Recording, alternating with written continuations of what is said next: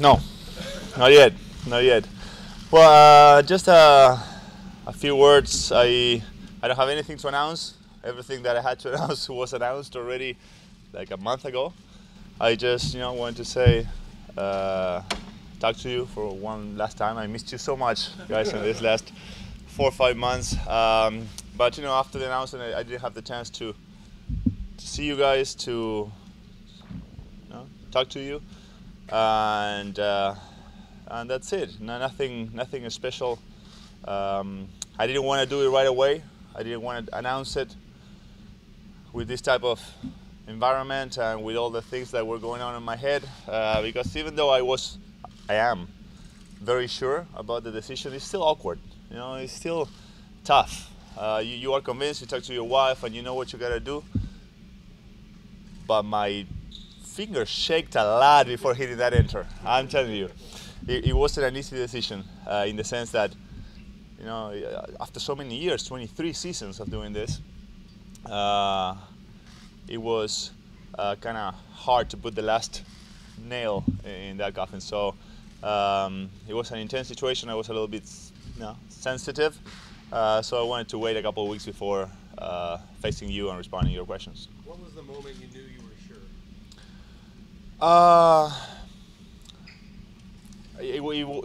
I took last season mentally as my last season. So every place I went, every situation, I kind of knew it was going to be the last one, but I left the door open just in case. Because, if after a month or two on vacations I watch a game or felt like I needed it, then, I'll give it a try. But slowly, that door started to close more. I couldn't see my body going through that kind of grind again. I felt that I had a good season, that I left everything I had in that previous season, both physically and mentally. And when I came back here and I came to work out a little bit, to lift, to bike or whatever, I saw Bryn, I saw DeJounte, I saw some of the guys working out and preparing for the season, and I was so far from that. So that's when I said, for sure, this is it. If there was a little bit of a little bit of that door opened, I closed pretty quick. I couldn't see me getting ready for another 82 game season, 65 in my case. You said your family would also be involved. Did they try to persuade you to come back at all, or were they saying? No, not at all. Well, one of my kids. When we asked the kids what did they think, if they were excited that Dad is not going to be traveling as much, that we were going to be able to go to Argentina, I say, yeah. But I don't want you to retire, Dad. Nico, my oldest. Really? Okay, maybe he has a point. Why? Well, the chicken tenders in the family room are awesome. No, I'll get you some chicken tenders on a different situation. That can't be the reason why I stay. So I said no. So I was convinced there. That was the thing that he wanted me to stay. You were in the Pacific Northwest. Did you feel something at all like, I'm with my family, I want to do this more often when you were up there? Well, it started last year. Last year I did the same in Spain. I went to see friends. We traveled a lot. I decided last year that I didn't want to spend much, the summers in the northern hemisphere in Argentina when it's winter, and I wanted to start changing it back. So I thought that last year I was going to do Spain in the summer and then go to Argentina in December. But then I wasn't convinced. What I explained before, it was the opposite. When I saw the guys, I said, no, I can do this. And I talked on the phone from Spain to Papa a few times, and I still had it. I wanted to do it one more time. But this year was different. All during that trip, the idea was, processing. I started to talk to the kids slowly, it's highly likely that we're going to be going to Argentina. My wife kind of knew it too. So it wasn't the trip, but during that trip, I kind of got convinced. You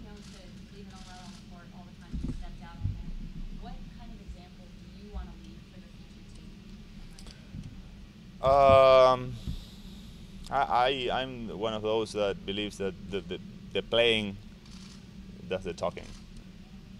You can come and talk to the kids and a lot of blah blah, but you, they're gonna see or what they know about you is the way you played, you behaved, and hopefully that is my example. If of course any of the newer guys wants to talk to me or ask me something, I'll be available, I'll be around, and we already talked. But I think the most important one was on the court. So you plan on staying around? You don't plan on going back home? I'm gonna go home, but later.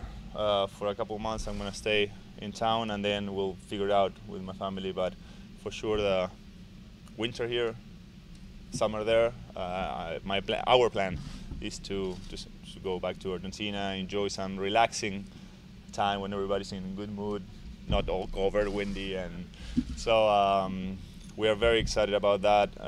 Haven't done a summer in Argentina since '98, '97 maybe. So we miss it. We miss our families. And it's about time. It's about time to go back. Are you going to maintain a residence here in San Antonio? Initially, yes. I don't know long term. We have no plans long term, and I am loving that. For all these years, since adulthood, I've been taking care of my body, getting ready for the Olympics, getting ready for the World Cup, for the season, for recovering from an injury, getting in shape for the next thing, and I'm loving this uncertainty. I'm loving this time that I can, go to the gym whenever I want, that I can take the kids every morning to school or, do things that before I couldn't. So we'll see. I guess eventually I'm gonna miss it because, it's been 23 years and I said it multiple times. I loved doing what I did. So for sure I'm gonna miss it in different moments. But at this time, when I see everybody trying to get in shape and lifting for a few hours and running and all that, I said, I'm liking it. So it's been great so far. We'll see when the season starts and I start to see the guys going out there competing, and I'll be seeing at home. What part of you miss the most? I don't know if it's because it's what I think or what I heard from everybody that is not playing anymore. Is the locker room, the camaraderie, the inside jokes, the winning together or losing together thing. You support each other. You start to create like a very solid group that you're all fighting for the same goal, and that sense of community and purpose in a basketball game is fun. It draws people closer. So I'm pretty sure I'm gonna miss that. The rest, in different ways, I'll see them around. I'll go to a few games, but at this point I'm not. I can't believe I was a player like 4 months ago. I feel like I've been retired for longer already. I'm very convinced. I'm happy and excited about the decision of doing other things, spending more time with my family, being a little more predictable as a dad, like knowing when I'm going to be able to be around and when not. So it's very excited. It seems fun. Is there one moment that just really stands out for you that kind of encapsulates the 23-year career? Oh no, it's in one moment. It will be very hard. I have a few moments in each of my stages of my career.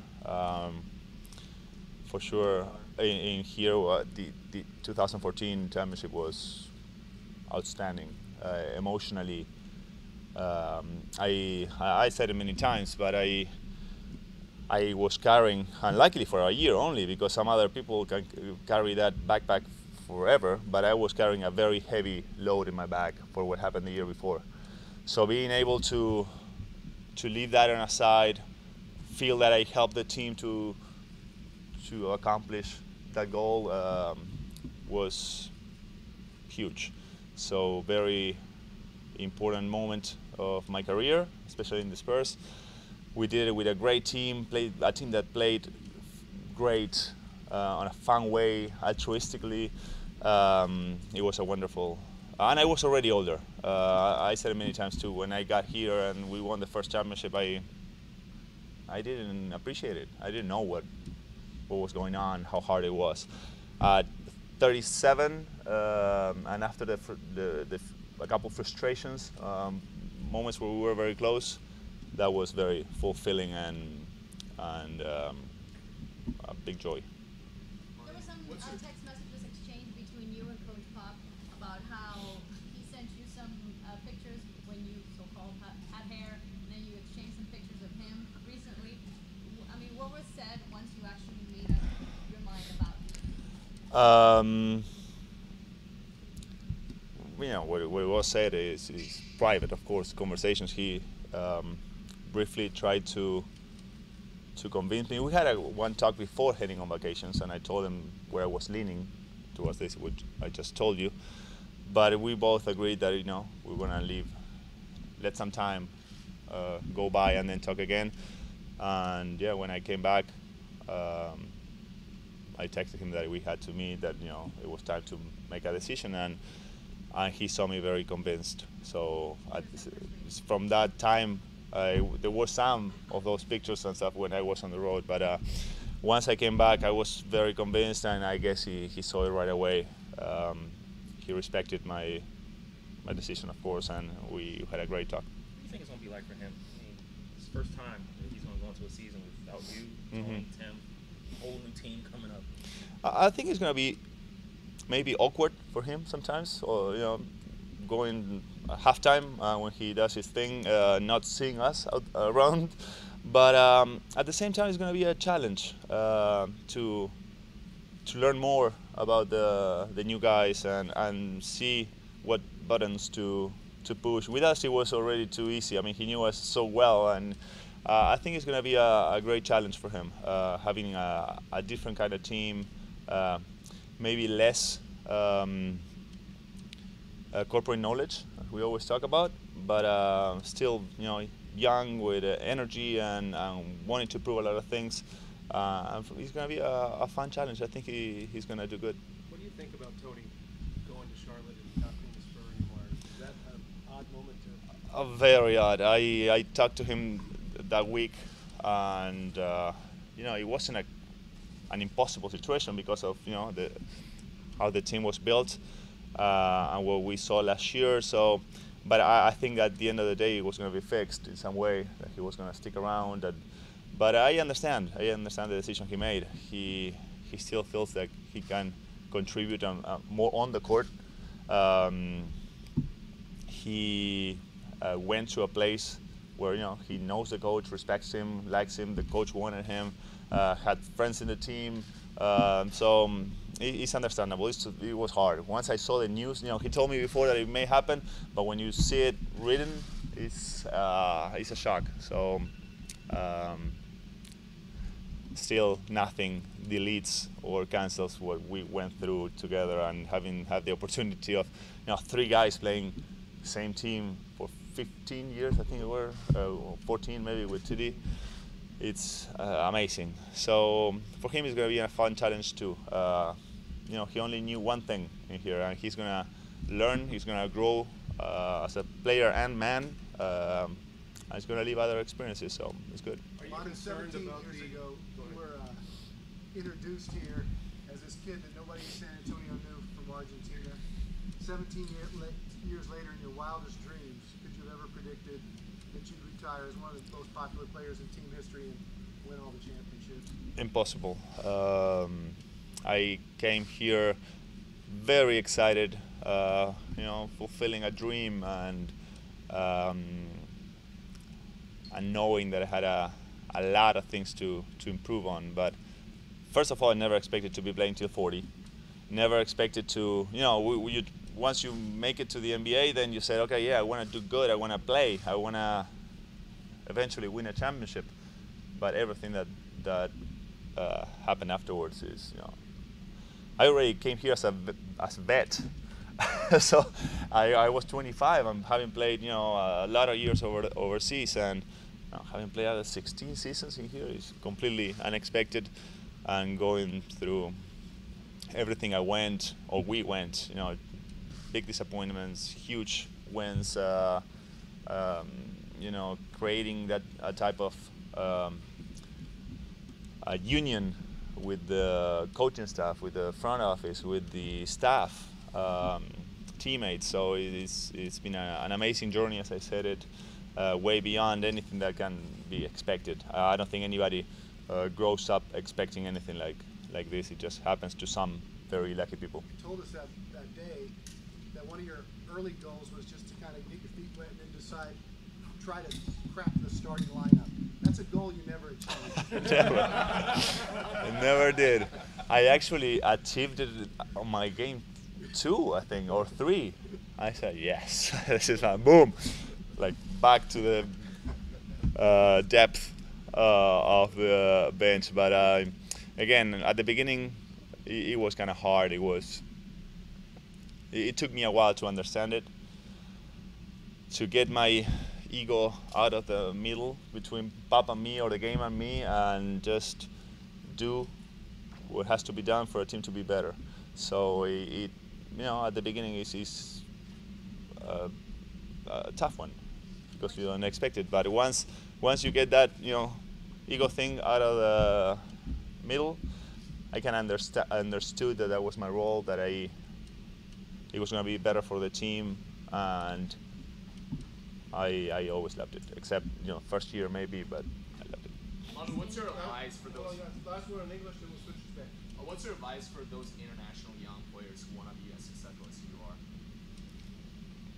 are? Learn the language. Spend a lot of time learning the language. It's a huge plus when you get here and you can adapt quicker, unless if you are the number 1 in the draft, 3. But I was 57th, and it took me a while. And then be malleable, be flexible, listen to what the coach wants from you, convince your teammates that you make them better, that you want the team to win besides your personal shine, and those little things compound. And if you can play, of course, because then it's not given. If you have the ability and the talent and the desire, then it's going to happen. But get your priorities straight. It's not about filling the stat sheet and scoring 15 your first year. It's about convincing your teammates and coaches that you want to be there, that you deserve it, that the team is better with you in there.